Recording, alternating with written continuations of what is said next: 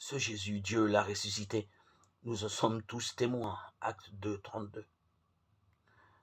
Jésus lui déclara, « Moi, je suis la résurrection et la vie. Celui qui croit en moi, même s'il meurt, vivra. » Jean 11, 25.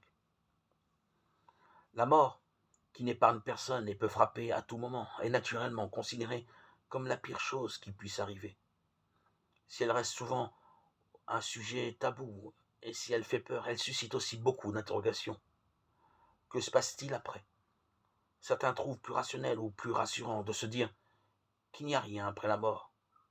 Pour d'autres, qui préfèrent s'imaginer que leurs proches continuent à exister après leur décès, il y a une autre vie.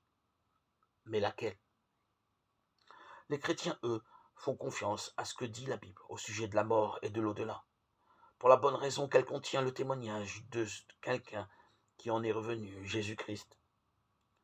Il avait déjà annoncé qu'il reviendrait à la vie après sa mort, Matthieu 16, 21.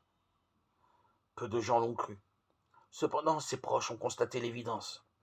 Jésus, mort sur la croix, déposé dans un tombeau et ressuscité d'entre les morts le troisième jour, avant d'être élevé dans le ciel, Luc 24, 51.